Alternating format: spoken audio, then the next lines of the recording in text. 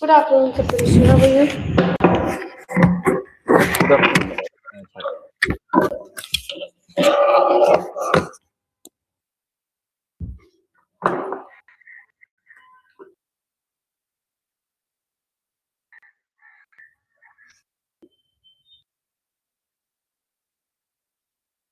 Just give me a minute. I have to download a file. What's new?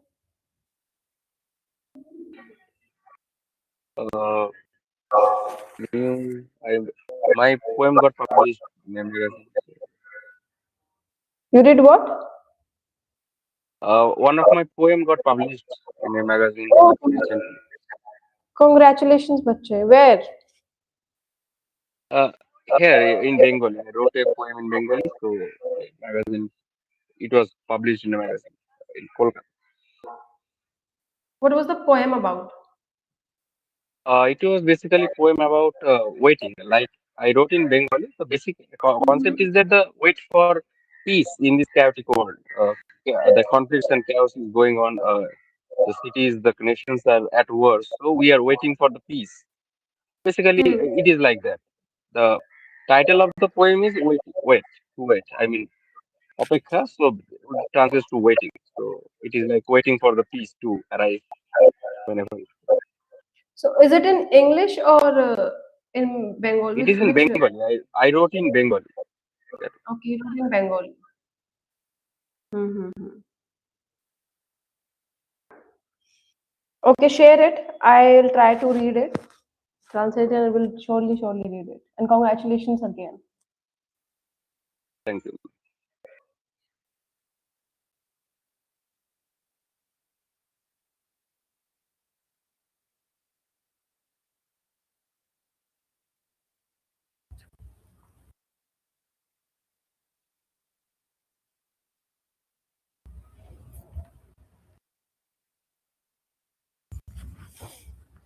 Okay.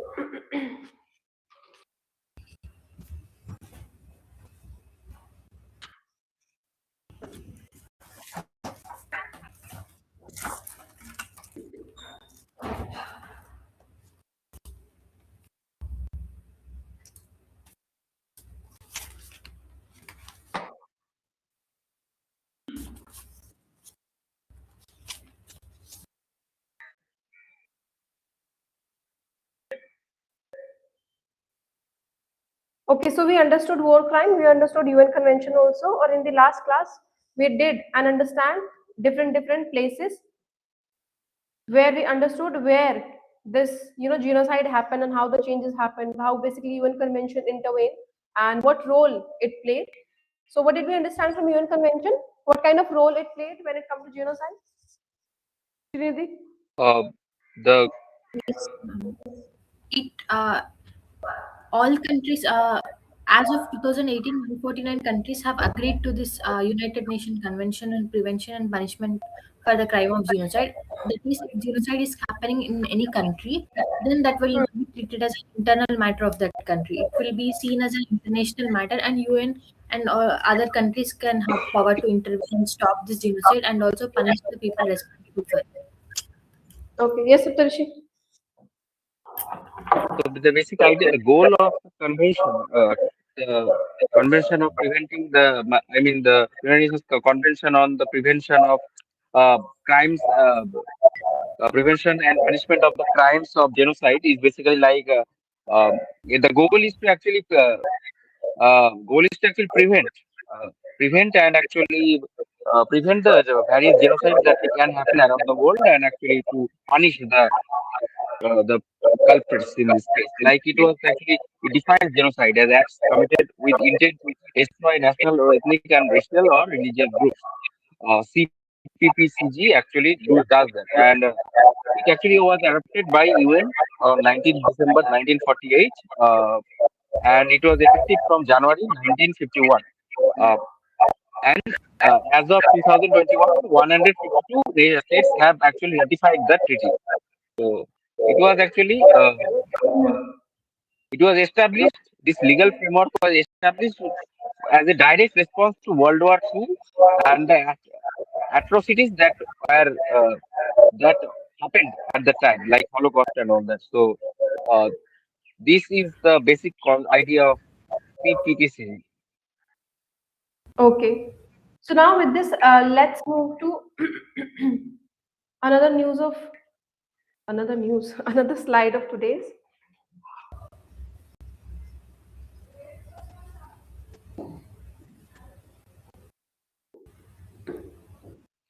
United Nations Convention on the Prevention and Punishment of the Crime of Genocide. So here we are going to understand that basically what convention role played, right, and its weakness and challenges. So we understood the weakness. We all know, right, that whenever any genocide is happening, it takes time, right? In prevention, it takes time, right? Precautions are not taken properly, right? So this genocide convention, why it was made, so that we can stop genocide and we can punish those who are committing it, right? This is why this convention was made, right? But let's understand what the problem was basically faced. So when we talk about this UN Security Council, they have like opposite opinion about this, right? So countries' willingness to intervene, a lack of enforcement mechanisms, and third one is preventing action needs to be improved. So first one tells us about UN Security Council, right? So UN Security has like five powerful countries with what? Five powerful countries with Veto powers, veto power in place. exactly with veto powers. And what do these veto powers do? With the veto, any permanent member of the United Nations Security Council can stop any agreement that is taken on, or like that, or decisions. So they can stop any decisions taken by United Nations. Exactly. So we have five powerful countries together, right? And when we talk about these countries, they do not agree with each other every time, right? They also face the conflict, right? So we understand that they don't agree with each other. Because of this, what happened? Because one country may block actions to protect its own interest also, right? This can be done if one country is not agreeing to the other country. So basically the reason is they are not, getting, personal benefit out of it. So because of this, what happened? Even when genocide is happening, the UN may do nothing because of it, right? So these personal interests, these personal gains, sometimes are the reason that even if genocide is happening, even if the United Nations Convention is there, they still will not intervene to protect their interest, right? So what happens with it? Decisions get delayed, and because of it, they get stopped immediately or completely, we can say. Understood this first pointer, countries' willingness to, UN Security Council, opposite opinions? Understood? Yes, ma'am. Yes, sir. After this, countries' willingness to intervene. Now, stopping genocide needs for military and it needs political intervention also, right? So military also and political intervention also, right? So if any country who is ready to put their resources, if they are ready to invest, only then this UN convention can work out, right? But what can be seen that many countries, they don't want to risk their soldiers, right? They don't want to invest their soldiers, and they don't want to invest on their resources. They don't want to spend their resources on these things. They don't want to stop relations with the other countries also, right? Because imagine that one country, US, is doing something against Venezuela, right? Now there are these four other countries, and they don't want to say against any other country. Why? Because they don't want to spoil the relationship between US, right?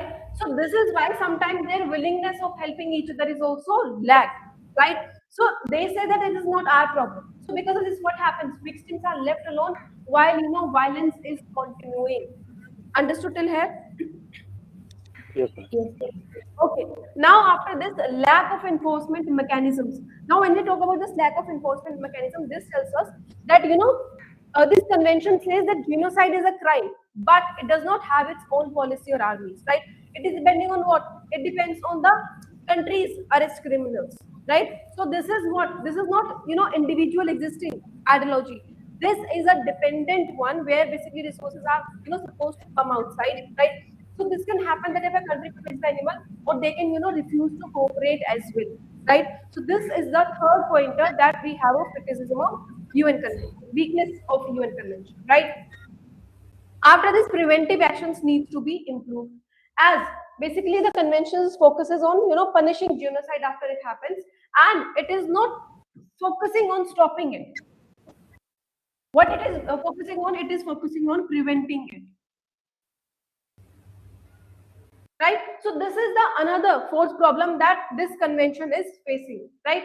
So problems basically when they're occurring, early warning signs should be there, like hate speech are there, discrimination is there, right? So these early warning signs are ignored sometimes, as we were discussing in the last class also, right?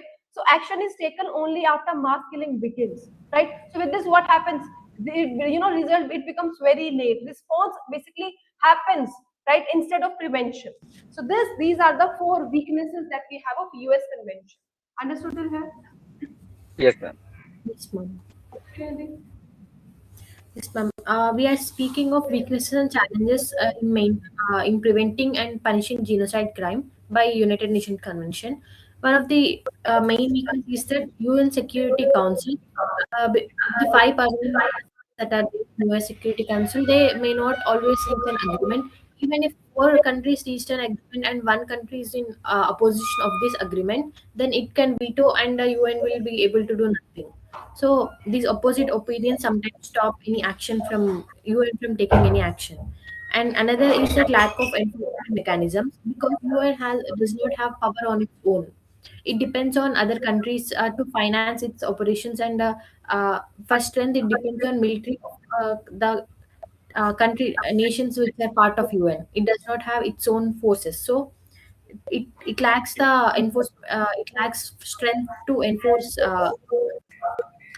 its own actions. And another weakness is the country's willingness to intervene.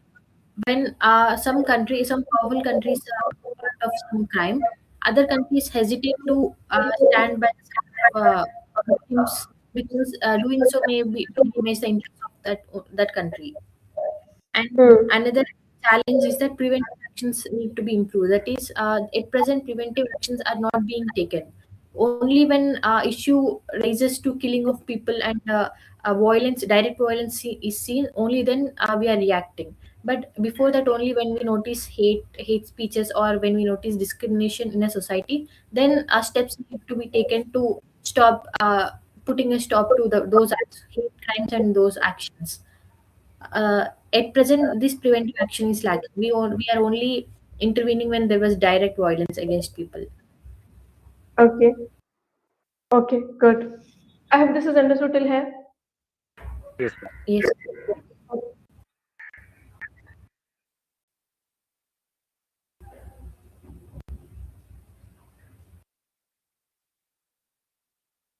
Now, now we are going to understand case study, Southern Sudan. So this South Sudan is the youngest country in the world, and it became independent in 2011, right? So when we talk about this country, so after separating from Sudan, it became independent, right? So people had big hopes, right? Peace was there, development was there, dignity was there, right? So when we talk about independence of any country, it means they fought for it, right? It means their ideas were different than the previous thing, and now finally they are like working towards some revolution. They want some changes in the society, right? So those people had different thought, those people had different ideologies.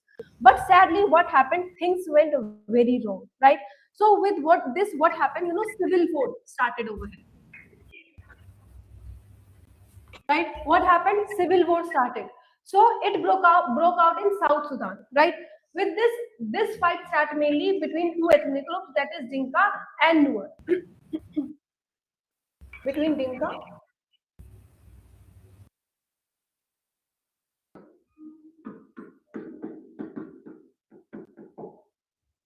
So between these two groups, the fight began in there, right? So when basically this fight began, right? This political power struggle was seen, right? But this power was, struggling, slowly turned into more ethnic violence. So people were attacked not because for what they did, but because for what they are, right? So during the civil war, villages were burned, right? People were killed because of their ethnic identity. The chaos that happened in this South Sudan was much severe and much severe than we can imagine. right? So what happened? Women were also raped and children were forced to flee. So this violence is often described as ethnic cleansing, and have many genocidal basically features. Why? Because one group was deliberately targeted, right? The aim was what? The aim was to remove another group, right? Why? Because they had different ideologies, because of their ethnic group, right? Because they wanted to merge with something else, right? So because of this, we understand that genocide does not always mean, it does not always mean gas chambers. It can help happen through systematic ethnic violence also, right? So 50,000 people have been killed, 2.3 million people have been displaced, and famine was declared in February 2017, right? So what happened? Around 50,000 people were killed, right? And many people died, from bullets. But not only from this, hunger was also there, disease were also there, and with this lack of medical resources also, people died, right? And not only this, mass displacement was also there. So because of fear, because of violence, around 2.3 million people were displaced, right? Families run to, UN camps, neighboring countries. Some ran to forests and some ran to some unsafe areas. So because of this, they lost their jobs, they lost their homes, they lost their schools and normal life, right? So on February 2017, the FAO, Food and Agriculture Organization, they declared famine, right? Why? Because farms were destroyed, people couldn't grow food, and because of this, aid could not reach safely, right? So here hunger became a weapon of war, right? So they did not fight only with resources, they did not fight only with weapons, they fought ethnically, right? So what did we understand? That genocide cannot only be by killing, right? It can also be by creating situations where people cannot survive, right? And this was the case that was done by the South Sudan also. Okay, in South Sudan, sorry. Understood till here? Yes, ma'am. Now, after this, what happened? Then in May 2017, President Salva, he announced a unilateral ceasefire. It means stopping fighting from his side, right? But fighting did not fully stop. Trust between groups was already broken. Violence, continued in many areas for many years, right? So this is telling to us that announcement with strong enforcement do not bring real peace, right? And same happened with India and Pakistan also. Ceasefire was there, right? But still, the conflict between these two countries is today also present. Understood? Yes, ma'am. Yes. Explain this, then we'll move to the other. Well, this is the case study of South Sudan. So, in this case, Sudan, which is the newest country in the world, which was established, which was actually created after splitting the Sudan into two parts in 2011. So, in this case, uh, civil war between ethnic groups actually continued for a long time. Then, to actually diffuse this problem, or actually to have a long, long, I mean, lengthy peace or a peaceful situation, the country was split into two parts. But the problem of genocide or ethnic cleansing actually started happening in South Sudan as well. The problems actually broke out in 2013, where many people are killed because of the conflict between many ethnic groups like Dinka or New. These things, as well as some ethnic groups from Ethiopia, also started coming into this picture, and the conflict actually rose after President Keith actually accused his deputy deputy president to actually planning a coup, which resulted in the fight between the two ethnic groups. Uh, so it actually amplified, uh, and as a result, many people had to run away from South Sudan. And in 2 years earlier, I think the India government actually had to bring the Indian citizens from evacuate from that uh, country, South Sudan. So many people were killed, like more over 50,000 people are killed, as well as many people are displaced because of these conflicts, this ethnic cleansing, which was a big problem. As well as there was famine in the 2017, as uh, declared by FAO. So in this case, this is a big problem regarding South Sudan, and this type of problems like ceasefire was announced. Then also the conflict actually concluded. Till date, it is going on. The problem hasn't been yet solved by anyone till date. Uh, like these problems like ceasefire, we can see that these problems actually arises in many parts, like in Israel and Gaza, as well as India, Pakistan. Recently in Bangladesh also, this type of things are happening. So in every part, as well as in Sri Lanka with Tamilians, which is a big problem around the world. So there should be a right approach to actually solve these problems and to actually punish the real culprits behind this ethnic cleansing or the civil wars or genocides that happening around the world. Okay, good. Yes. Yes, ma'am. We are seeing the case study of South Sudan. In South Sudan gained independence in 2011. After that, in 2013, a civil war broke out in South Sudan between two ethnic groups, that is Dinka and Nuer. These two groups of people have been there, and since independence onwards, there was a sharing of power between these two groups. But in 2013, that broke, and these two groups came into direct violence, and the retaliatory violence was there. And because of this civil war, 50,000 citizens have been killed. From both groups, they are killed, and more than 2 million people have been displaced. And in this, not only direct killings, but other than that, other forms of killing was also there because of the civil war, there was famine. Famine was declared in 2017, and lack of medical help was there, and starvation was there. Due to this, also civilians have suffered and they have been displaced, and many people were killed. So, as of now, there has been no action has been taken. First, UN provided shelters for people, civilians, to protect them, but after that, no further action was taken to stop the genocide that was violence from South Sudan.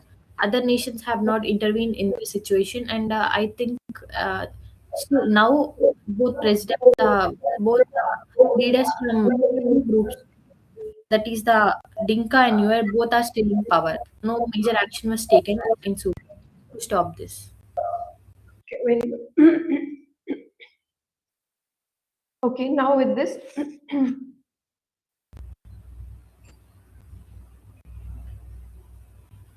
I hope genocide is understood to you. Should we move to violence? Yes, ma'am. Yes, ma'am. Okay.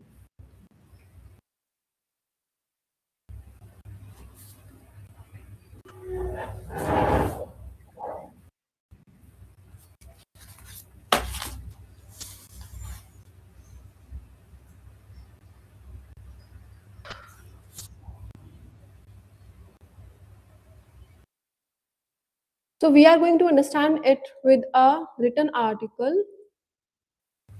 More than article, it's written by Frank Prokop and Keith Sebastian. So we are going to understand violence through this paper.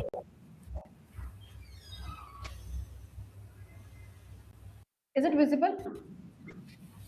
I'll make the PDF of this. For today we have to. Is it visible properly? Yes, ma'am. Can you zoom a little bit more? Sure.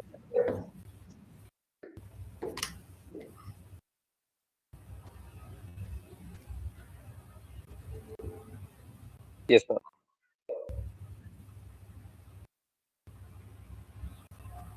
Is it okay now? Yes, ma'am. Perfect. Okay, I'll make the PPT of this. Okay, but for today, we'll read it from here only.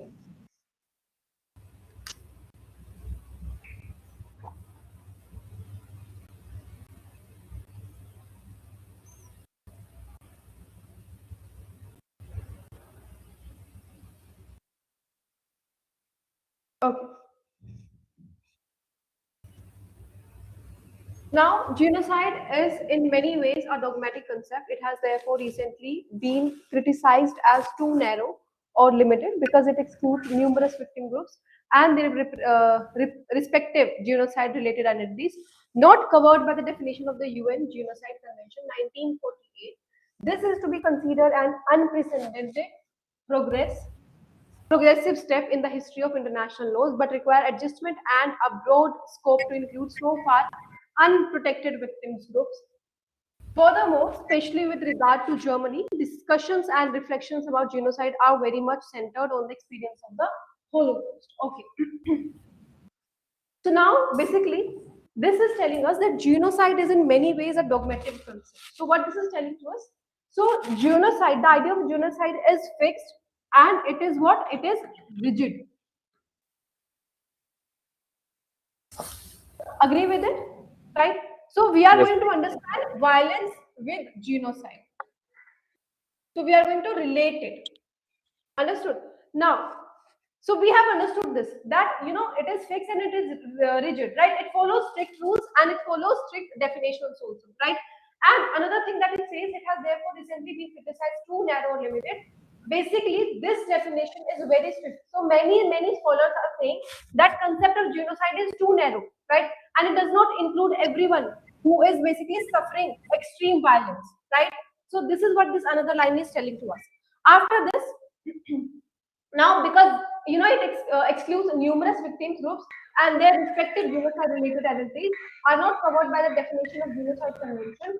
So basically, what this is telling to us, this line is explaining to us that UN Genocide Convention that was made in 1948, it protects only some groups, right? National is there, ethnic is there, racial is there, religious groups are there, but many other groups like political, social groups, or any indigenous groups. So these are what? These are left out, right? So even convention, this UN convention is not, covering each and everything, right? They are not clearly protected, under this definition. Understood? Now, this is to be considered an unprecedented progressive step in the history of international law. So even within its limit, the Genocide Convention was a huge, and it is considered as a history of international law, history of achievement, right? So this is something that is telling us about the UN Convention, right? Now, but require adjustment and broaden scope to include so far unprotected victim groups. Now, what this is telling to us, however, the definition needs to be improved, right? It should be expanded to protect, all the groups together, right? That are currently we are ignoring, right? So victims who are suffering genocide-like violence, so they should also be mentioned in the UN Convention. This is what this line is telling to us. Understood? After this, furthermore, especially with regard to Germany, discussions and reflections about genocide are very much centered in the experience of Holocaust. Now, when people talk about genocide, especially in Germany, they mostly think about the Holocaust. So this is another genocide that are often not discussed enough, right? So next, the relationship between colonialism and national socialism was already addressed by contemporaries such as Raphael Lemkin, Hannah Arendt, and Aim Caesar. So after the turn of the millennium, the questions have been raised on historiographical context. Now, after this tells us that these are the thinkers that have like noticed long ago that colonial violence is existing, Nazi violence is there, right? That they were not connected. These are the separate things. So these thinkers are basically telling to us the ideas of domination, the racism that existed, the basically these dehumanization that existed even before Nazism, right? So this is what these thinkers have mentioned. After the turn of millennium, the question has been raised in historical context. So after the 2000, historians began to seriously study this idea again, right? That did colonialism prepare the ground for later genocide like the Holocaust or no, right? Now, after this, who's the line? Jurgen, Zimmerer, and other basically have addressed connections, structural parallels, and direct continuation from European colonialism and imperialism to the Holocaust. Now, they basically telling us that these kind of historians, like Jurgen was there, right? They found similar patterns. They found similar system of violence, right? Direct links were seen between colonialism and later genocide, right? So they argued that European colonies rule influenced that how genocide was later carried out in Europe in itself, right? So violence was used in colonies that came back to Europe. Understood? Now, next line, especially with regard to the German genocide against the Hiroro and Nama. So this is an example that has been given in Germany's genocide of Hiroro and Nama people. Now, genocide happened and presented by Nambia when it is not Germany colonial. So what we are understanding here, we are understanding here the history of Germany.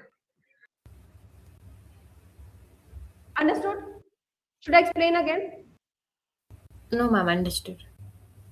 Saptarishi? Yes, sir. Okay. Can you explain this? Then we'll move to the another. Hmm. Yes, ma'am, we are discussing genocide, and according to our authors, Fran Jacob and Tim Sebastian Todzi, they are saying that genocide, the concept of genocide at present was rigid.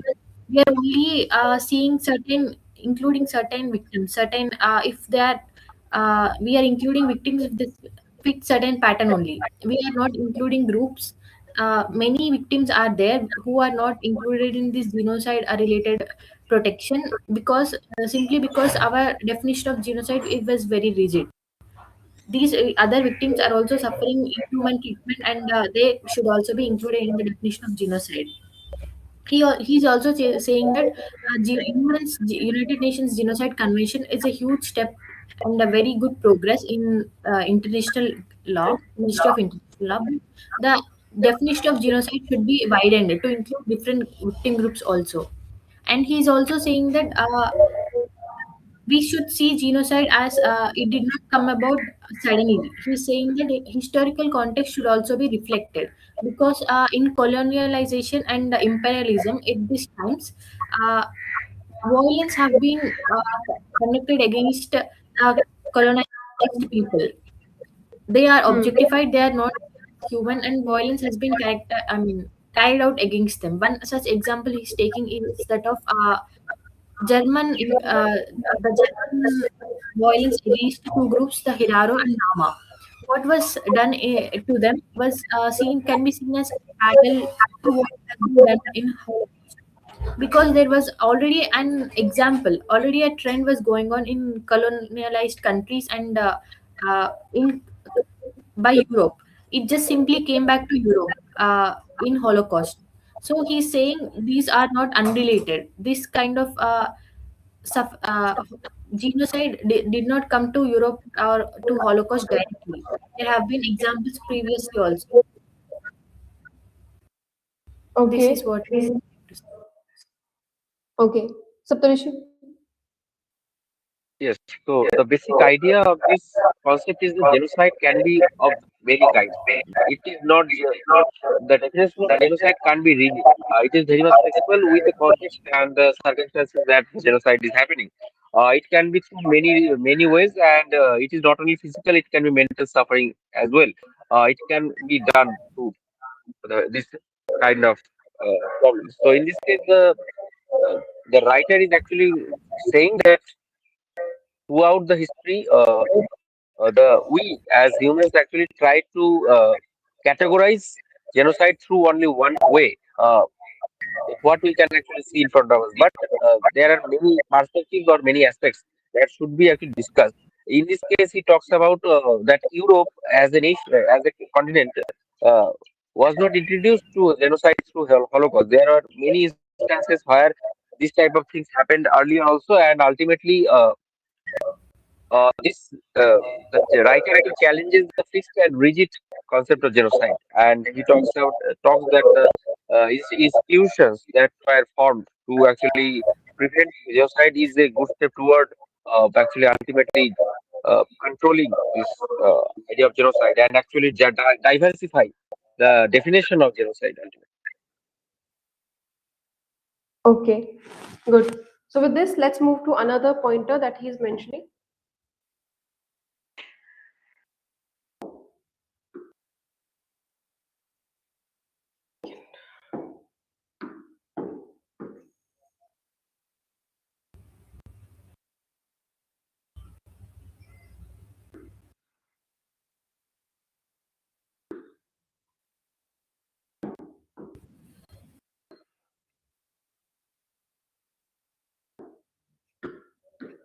So now Michael Moyet recently also emphasized that studying genocide from the perspective of colonial warfare enhances analytical possibilities for understanding their entanglement. Now, what this is telling to us that not all colonial violence looks the same, right? some colonial violence were clearly genocide, right? They were like seen that yes, directly they were violent, directly there was mass killing, right? There was no interpretation, there was like no theory, there was like no, any role and back theory, right? So it was directly seen that the violence is clearly moving towards the genocide, right? So some genocide became, when we look at it through how colonial wars were fought, right? So how we look at violence, it matters, right? Another thing that it tells, that it enhances analytical possibilities for understanding their intention. Now, looking at genocide and colonial violence together, this helps us understand them better, right? How basically they were connected, and not only connected, how they were basically mixed together. Right? This is what basically this tells to us. Now, although many German historians rejected this thesis that direct continuation from Windhoek to Auschwitz exists and that Nazi expansion eastward could be analyzed as a colonial project, it was met with approval by numerous international scholars. Now, many Germans, many historians, they did not agree with the idea, right? Like violence in Windhoek, like in colonial genocide. So they directly led to violence in Auschwitz, right? We are talking about Holocaust, right? So they said they are not directly connected. So they also rejected the idea that Nazi Germany's expansion into Eastern Europe. It was like a colonial project, right? It was like similar to European empires, right? So, but many scholars outside Germany, they agreed with this idea. They said that yes, there are strong connections, right? So who agreed with it? Who agreed? Scholars all over the world. People and scholars outside Germany, Jeb. right? They agreed to it that yes, there might be a connection to it, right? There is a strong connection.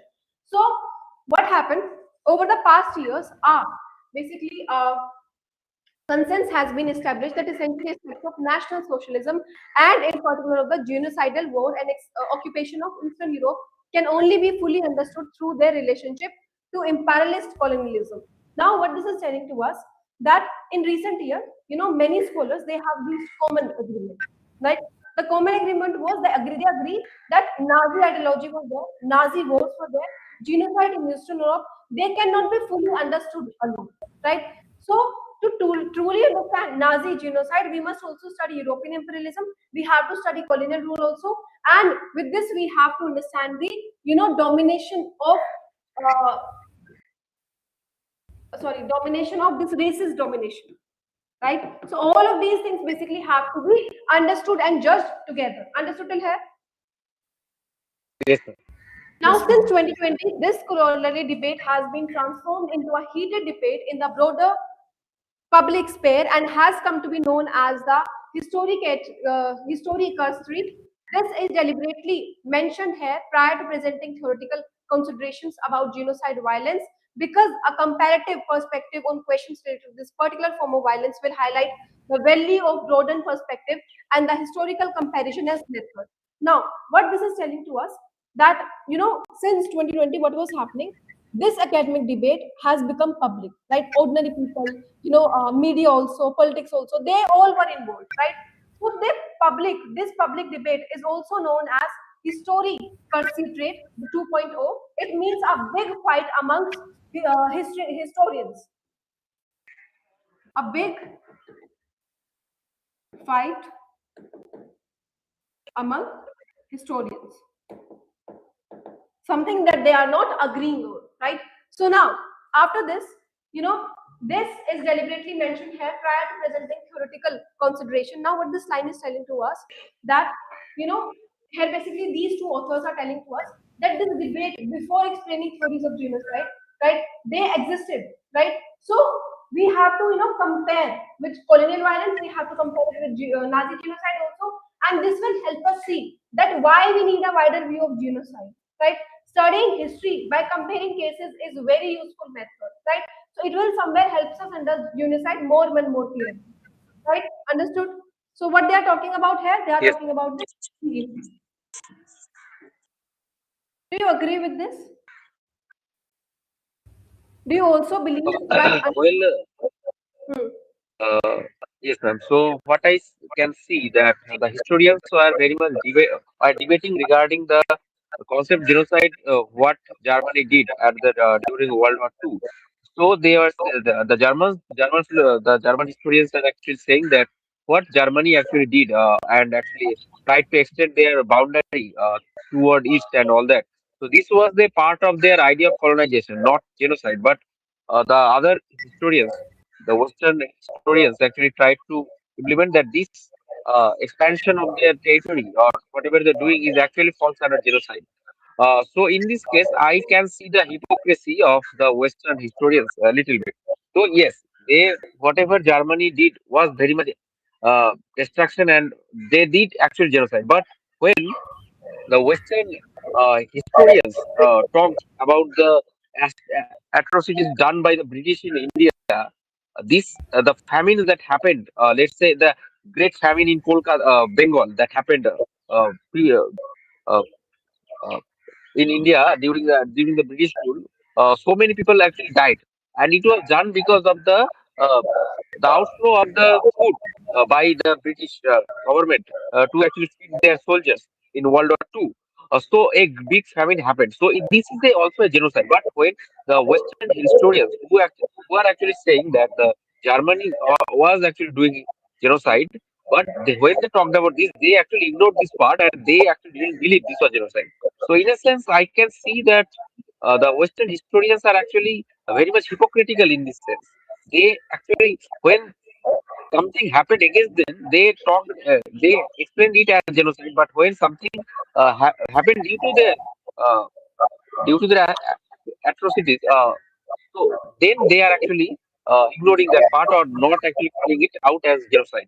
So in a sense, what I can say that what Germany did is very much a genocide, and what the other countries also did in India or other colonial countries was also genocide, which was very much ignored by these historians who are actually fighting for the idea of genocide. So this is my viewpoint regarding this. Okay, good. Yes.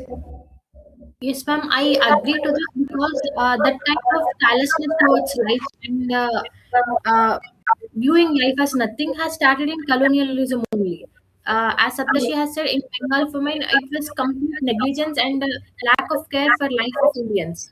They did not care that whether there will be famine or not. They just did what they wanted to do. They took what resources they want, and it has happened before also in colonialism because they did not see colonial countries and citizens here as people. They do not see life as valuable.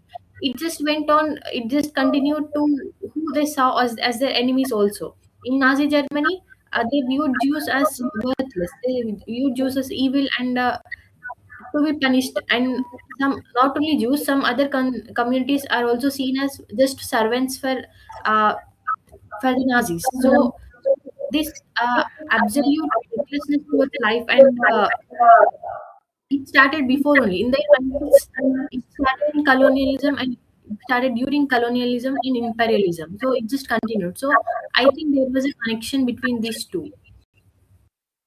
Okay, makes sense. Okay, now let's move to another thing.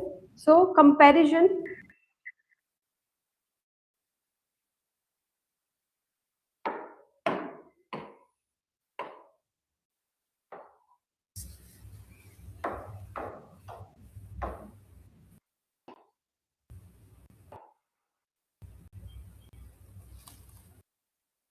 Now, comparisons do not relativize or trivialize historical phenomena, rather, they highlight similarities and differences, thus, provide clarification and better understanding. Now, what this line is telling to us that when we compare genocide, we are not saying that they are the same. We are basically doing two things. We are basically trying to find out that what is similar, right, and what are the differences right? We are not trying to find out that why they are the same. No, we are trying to understand, that similarities like hate speech was there, right? Dehumanization was there, and basically state support was also there. So these are the similarities, right? But when we talk about differences, what are the differences? What is the basically history playing role in, right? The time period mattered, the method mattered, the ideology mattered, and also the scale mattered, right? So these are the differences that we understand. And when we talk about these differences, they play important role and they tells more about that genocide, right? Now, when we talk about these kinds of comparison, why this comparison is useful? Because this oversimplification, right? That when we talk about genocide, we only think that it might have like done so because their ideologies were different, right? But these basically philosophers, these thinkers are telling to us that reason might can be different also, right? So this is why we have to understand the background, right? So we have to understand the pattern. We have to learn with the warning sign.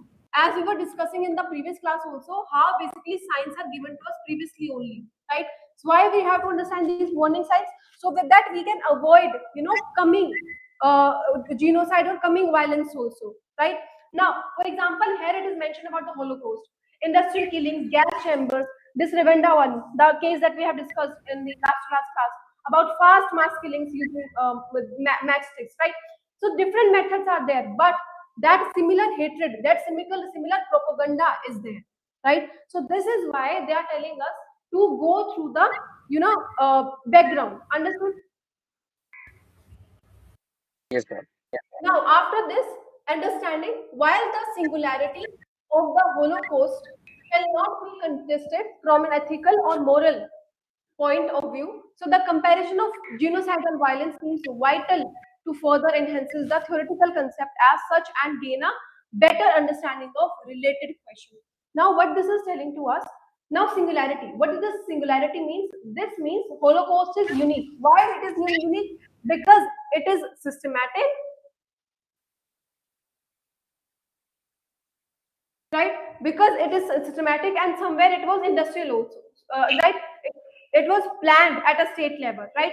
So it aimed at a total elimination of Jews everywhere, right? This was the goal of this act, right, of this genocide. So now, basically, it is basically somewhere like from a moral and ethical view, this is uniqueness and this is not questioned, right? So no comparison should reduce its seriousness, right? Treat it just like another case only, right? This is what this line is telling to us. Now, then if it is so, then why we are comparing at all? This is the question that might have been like coming in your mind. If we have to like focus on the uniqueness only, then why we are comparing it, right? Is this the question? Right. Now, to answer this question, we have to understand we have to respect uniqueness, right? But it does not mean we are avoiding comparison, right? Comparison is going to help us to strengthen the idea of genocide, improve all the laws and prevention, right? And to basically see that how genocide changes across time and place. Without comparison, genocide will look very rare incident or accident, right? Instead of repeated human act pattern, it will be considered an accident, that it is done by mistake.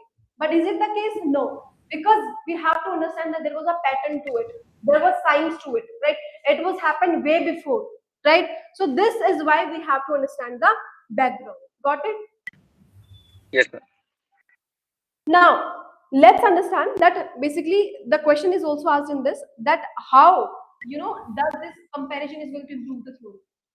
So the theory of genocide, it asks that what counts as genocide. First of all, understand this.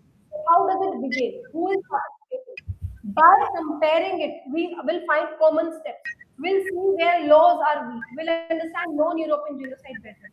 So this will improve the academic theory also. This will improve the legal definition also, and this will help us understand the policy responses also. Understood? Yes, ma'am. Yes, ma'am. Still have any questions? Yes, ma'am. What the author is trying to say is that we are comparing genocide, Holocaust to other genocides, but does not mean that we are using other comparisons to make it seem less or make the suffering, or we're not trying to trivialize the what has happened, but rather we are comparing to answer the questions whether there was pattern to it, or what prompted, what caused it. Does it happen accidentally or suddenly? Did it come about all of a sudden, or there was a pattern to it, or historical events has there that has shaped caused it to happen. We are not seeing, we are not diminishing Holocaust or sufferings that people have experienced during that, but similar, we are comparing this Holocaust to other violence that has occurred in the past to see why it has happened, to answer some questions that are vital to see why genocide occurs or how it come about. Exactly. Very good, Shiv. Yes, Saptarishi Bache. Yes, so the basic idea is that when we read history, we actually have to learn and actually compare with the many incidents that happened in the historical context, as well as we actually have to check the circumstances as well as the context of the event. In this case, the author is actually trying to say that uh, we should compare with the great event that happened in Germany, like Holocaust, but the Holocaust should not be set as standard of, I mean, the level of genocide. I mean, if a event doesn't actually reach the level of Holocaust, it can't be called genocide. This should not happen. We should compare regarding the ideas of genocidal violences and what is happening and how to prevent it. But the the standard of the genocide, or what the definition of genocide, should not be set by uh, the violence or the devastation of the great event of Holocaust, because Holocaust is a unique event in itself. So we should not actually judge any genocide on the level of uh, Holocaust, but the comparison should be there regarding actually to analyze or understand the form of violence and all that. So this is the basic idea which the author is trying to make. Good. Okay. Now, let's understand what the another line is telling to us. So, when we talk about genocidal violence, there are many aspects of interest, and the present volume is only an attempt to bring together some scholarly reflections about it, especially related to concept as well as the form and impacts of violent actions that can be perceived and understood as genocidal. However, a reflection on the interrelationship of genocide and violence is required to offer some insight into this particular relationship. In in Zexit Ergoet of violence, Carl Hincmith argues that okay, these are things that we have to understand. Okay, let's understand till here. Then we'll move to the theory of another. चलो अब यहाँ पर क्या बात हो रही है basically when we talk about genocide violence there are many aspects of interest, right? Basically when we discuss genocide and violence there are many things to study, right? We are not understanding killing here. We are basically focusing on the ideas also. We are basically focusing on the conflicts also, right? We are basically focusing on the patterns also, right? So we are understanding that what the pattern was followed, the method that was used, the effect on the society, right? So this basically article is not claiming to explain everything, right? It is only basically trying to understand us, that collect some important ideas, bring together different scholars and thoughts, right? The focus here is on concept, the focus here is on form, the focus here is on impact, right? This is what they are saying, that we have to focus on these things. So to understand that what genocide actually means, to basically understand, to make us understand that how violence is carried out, to make us understand that what damage it causes, right? So these violent actions actually look like genocide, and they can be understood as genocide even if they are not always officially called genocide, right? So what is they are telling to us, that before studying details we must first understand that how genocide and violence are connected. Understood? Yes, Yes, ma'am. Okay.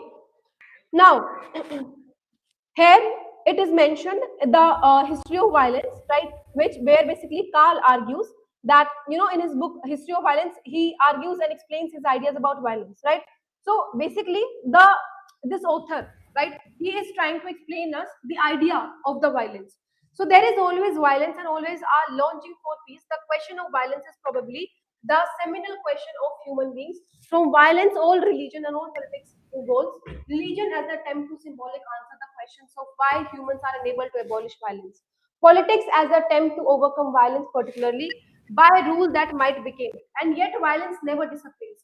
Neither in the state, which cannot secure inner peace without the threat of violence, and which often uses excessive violence like war against those external to it, and nor in the religion, which also becomes violent against heroics and pagans as soon as religion begins to wish to order society according to its own values. Now, what this is telling to us, he is basically explaining us, about his idea about violence, right? So the author is basically explaining about to explain to myths views, right? So he says, that violence is something that we have to like before this you have understood everything, each and Yes, ma'am. everything, because this is connected to yes, that. So what basically they are telling to us, that history is always violence, right? If we look at history, what are we understanding? Humans have always used violence. At the same times, humans have always wanted peace also, right? And what they're telling to us that both exist together, because human wanted both the things. They wanted peace also, they wanted violence also, right? So basically the question of violence is probably the seminal question of the human being. So violence is one of the most important question about human nature. To understand humans, we must first understand that why do humans use violence. So religion and politics developed as a response to violence, and they exist because humans try to deal with violence, right? This is what they are trying to explain to us. Now, religion as the attempt at a symbolic answer to the question of why humans are unable to abolish violence. Now, religion gives symbolic, or they give us immoral answers, right? They try to explain that why human fight, that why violence exists, how humans should live peacefully, right? When we talk about that why violence exists in the Indian philosophy, how they have called violence as dharma, right? And if we look at the modern world also, how they name this violence as a responsibility, how they named violence as something to be called as protection, right? So there are different names of violence that have been seen, from the history we are seeing it, right? So religion asks the questions that why can't humans completely stop violence, right? So it basically offers the ideas like sin, it offers the ideas like moral weakness, it offers the ideas like moral values also, right? So these kinds of the things that are basically introduced after questions from the religion, right? Now, and after this, politics as the attempt to overcome violence practically by, rail that might what is this? Okay, that what might, tame it. So basically, it tries to control violence in practical ways, right? For example, laws are there, policies are there, right? And basically, courts are also there, government are also there. So politics does not remove violence completely. It try to, control it, or maybe it will try to limit also, right? It is not basically finishing it. It is only controlling it, right? And this is the scenario also looking at the situation that we are going through, right? So basically, a state keep peace by threatening punishment. For example, police power is there, prisons are there, military is there, right? So peace exists because people fear consequences, right? So sometimes state use too much violence also.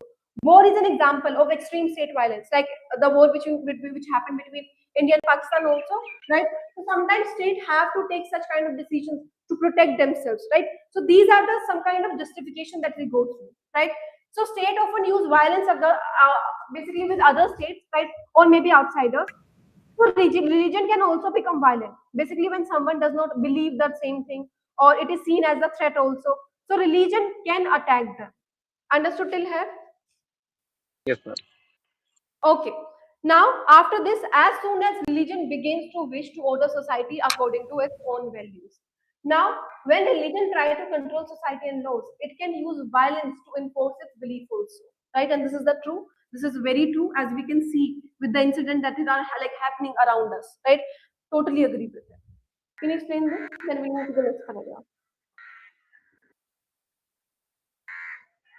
Yes, ma'am. So the basic concept or the idea is that the history is full of conflicts.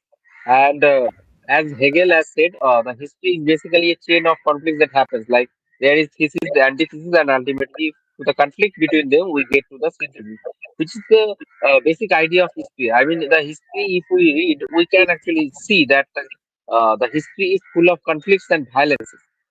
So, in this case, there have been many genocides that happened in history throughout the world.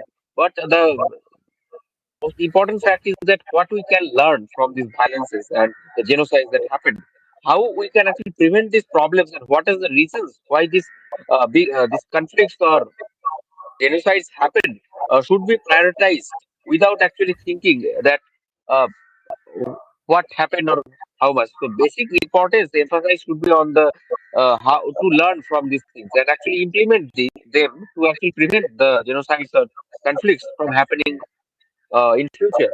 So in this case, the history actually teaches us that the people actually want peace.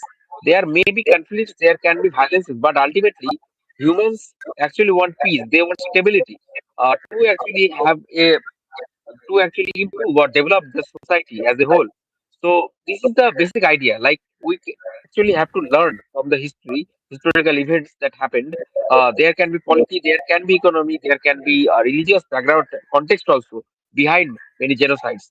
So through all this, we have to navigate ourselves and actually reach and learn the core idea and how to actually deal with these genocides conflicts to have a sustainable and better future. Okay, good. Yes, ma'am. We are speaking about in this particular volume. Author is trying to speak about genocide and violence. Genocidal violence is always there. He's trying to establish a connection between genocide and violence. What is the relation? Is there any interrelationship between genocide and violence? And for this, to looking into the book by in the history of violence by Carl Heinz. Carl Heinz says that in history, in human history, there has always been violence, and violence, as violence is there, there is also a longing for peace in human beings. So, this question to how to stop violence is answered in two ways. One is religion, and other is politics. Religion gave religion tried to set a meaning for violence. That is why violence happens. It gave answers such as weaknesses or see our own Hindu mythology. Violence is seen as a result for fighting for dharma, or war is seen as fight between good and evil. These symbolic justice religion gave, and politics wants to control, rule, make society into a order and control violence. But still, after these both tried it, politics in politics, state responds to external threats or even internal threats. For internal peace, it still reverts to violence, and then religion also reverts to violence when it reacts to extremists such as heretics who don't believe in God, or Catholics who believe in religion, or something else. Religion still reverts to violence or to bring order to society to run it in its own values. So he's saying that violence is there. The author is saying violence is there, and then we are looking for peace, and our answers also then they again bring about violence only. So he's saying that maybe violence is always be a part of our nature. Okay, Niti. good. Now another paragraph as ended Ma'am, emphasize. I have a question. Yes. So we in history we have learned about the Shashanka, the King Shashanka during the uh, Harshavardhan's era, where he Shashanka as a worshipper of Shiva actually Who we are talking about? attacked King Shashanka. King who? Shashanka, Karna the during the era of Harshavardhan. Okay. So he actually attacked the Buddhist monks because he was a worshipper of Shiva. So he thought to actually promote his ideology. So he attacked the Buddhists, and later on he actually destroyed the Bodhi tree. So my question is this genocide done by Shoshanko? So he was a Buddhist monk, and what he did? No, ma'am. He was a worshipper of Shiva. Okay, he was a worshipper of Uh, Shiva. Okay. yes, he attacked the Buddhists at that time and made them stay away from this area, east part of India. And later on, he actually went on to uh, defeat, actually capture the area of Goya and actually destroy the Bodhi tree, where Lord Buddha actually get nirvana. So in a sense, all whatever Shoshanko did was a genocide. Okay. So we understood that genocide is like intentional attempt, right? It is like to destroy a whole group, right? Now it could be like because of their identity, their religion, their ethnicity, right? Now, when we talk about this, so now we have to first of all understand what was the aim to destroy all the Buddhists as a group. Why did he destroy all the Buddhists? What was the reason? he actually wanted to promote his ideology, or he Exactly. actually So wanted that to ideology, promote. exactly. So it fits the definition of genocide, right? Because of their ideology, right? Their ideology was different. The differences in that ideologies were there, right? So he wanted to remove and destroy all the Buddhist group, right? So first thing fits. Then after that, was it systematic and was it large scale? Was there any planned policy, war, or basically was it limited violence? Was there punishment? Was there suppression? What was it? The second point There is was it suppression, and there was a systematic way how he attacked the states, and once he actually defeated the army of Harshavardhan also. So in a sense, this was a big. This happened in large area, and it was systematic in a big sense. so it is fitting to the second character of the genocide definition also, right? So after this, we have to understand, was the violence based only on religious identity? So monks were killed only because they were Buddhist, right? Right. So this is fitting the third character of definition of genocide also, right? So yes, after considering all of this, that will be called as genocide, right? Why? Because the aim there was to destroy a group itself, because the ideologies were different, right? And because ideologies were different, so what was happening? The suppression was there, the control was there, the hatred was there, right? And because of this, that killing happened in the large number, and the killing was planned, right? So that's, yes, it will be called as genocide. Understood, bache? Yes, ma'am.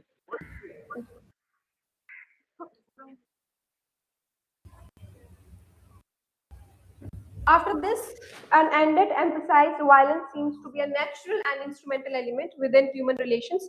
However, especially with regard to genocidal violence, violence has to be committed due to and in consequences of a form of ideological predetermination. Now, what is it is telling to us, that Hannah basically said that violence is naturally present in human life, right? Human often uses violence as a tool to achieve goals. And this philosopher, this thinker is not the first one to think so, right? There are many philosophers and basically many thinkers who gave theories related to this, right? So they are saying that violence is not accidental, right? This is done deliberately, right? People, follow it, try to basically implement their ideologies, right? Now, genocide is different from ordinary violence, right? Genocide violence is driven by the ideology that who is bad, who must be removed, who does not deserve to live, right? So violence is basically planned before it happens, right? As we are discussing, that there are small, signs that are basically given by the society, right? To the society by these people, right? So this is a planned activity that is basically done to remove certain portion of the society.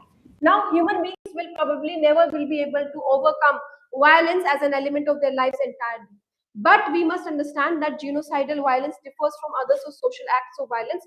To use genocidal violence means to have the intent to harm or utterly destroy a certain individual groups, and is based its use on a preset or narrated legitimization that always pain or death to be inflicted in those who fit the necessary identity profile, that is the possible victim to be targeted by the perpetrator group. Now, basically, humans will never fully eliminate violence from life, right? That violence will exist in some form, right? And this is true also, right? Even psychologists believe the same. Even in you, even in me, there is some portion of us which holds the concept of violence, right? And this is true. There is no concept of being calm, right? That calmness is basically temporary. This is believed by many psychologists. That calmness can be broken anytime, right? So basically, if violence is always there, right? Genocide is a special kind of violence. It is more dangerous and it is more planned, right? So genocide means what? It is intentionally trying to destroy a group, and it is not a random killing, it is not accidental violence. So genocide is basically justified by a story, or it is justified by a belief that they are enemies, they are dangerous, or they don't belong here. Their ideologies is much dangerous for the society. We have to save ourselves. So this is nothing but justification. Killing can never be justified, right? Until and unless we are talking about capital punishment. If that person is basically harm to the society, and in large number that person is going to destroy the society or harm the society or create the chaos in the case of the society, in that case we can justify it, right? So what basically this is telling to us that violence is used against people who are belonging to a certain group, who have a certain identity. So their identity becomes a reason to kill them. Understood till here? Yes, Yes. ma'am. Okay, please explain this. Yes. So the point said by the author is that violence is exist all the time. We can't actually totally uh, uh, make uh, can't make violence go extinct. Violence actually lives on in many forms throughout the history. Uh, I might actually give example from Hindu mythology. Let's say in the Hindu mythology there are four yugas: Sattva, Treta, Dwapar, and Kali. So in this case, if we actually talk about violence, we can see in Satya Yuga, the violence is between Devas and Asuras and between them interchangeably. And in Dwapar, we can see the fight is between humans and demons like Ram and Ravan. And then when we come to Dwapar Yuga, the fight is between family like Kauravas and Pandavas. And after Kali Yuga, it is like the fight is between our in our mind. We are fighting inside of us. I mean, we are fighting with ourselves only. So in this case, the form of violence actually changes with time. Uh, but we as a humans, we might actually control violence, but we can't never actually stop violence from happening. So in this case, the author is actually explaining that the killing, the violence is there and will always be there, but the killing can't be justified in any form or way. I mean, genocide can't be justified and it is a wrongdoing and should be prevented. And the perpetrator and the one who actually commits these crimes should be punished because the goal of genocide is to actually destroy or utterly uh, actually make any group or religious ethnicity and go extinct. So in a sense, genocide can never be justified. Uh, this is the viewpoint of the author. Hmm. Okay. Yes. Yes, ma'am. As the author is saying, he says that violence may not be prevented from our nature, but genocidal violence is not comparable to normal violence. It does not come under because it's not committed by some people for their own selfish means or any other sorts of violence like that. It is committed due to it is predetermined and it is ideologically seen as legitimate and righteous. Those who are committing genocide sees as their victims as predetermined. They may not even know their victims, but still they kill just based on an identity. This sort of genocidal violence is not normal. And he is Okay. saying that this sort of violence is the most dangerous form of violence because uh, it is one thing is that it is predetermined. Who is in the wrong is already predetermined, and another is that there is an intent to harm or destroy a certain group of people or individuals. So because there is a story that they are harmful or they are not good or they are evil, whatever the story is, the intent is to harm them as a group, and it is legitimized to some extent because it is seen as some sort of good thing to technically cleanse our community of some people. This is very dangerous of violence. That is what is trying to say. Okay. Perfect. So with this, we'll end today's class, and I'll see you tomorrow. And I'll make sure that I come with a PPT.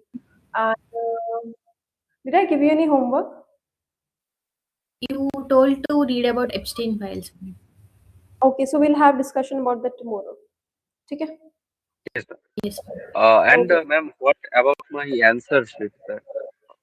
About your answer, can we discuss it tomorrow in the classroom only, so that Srinidhi can also Yes, ma'am. see your answers, that how Yes, we ma'am. should write. Yes. Okay, bache. Okay, ma'am.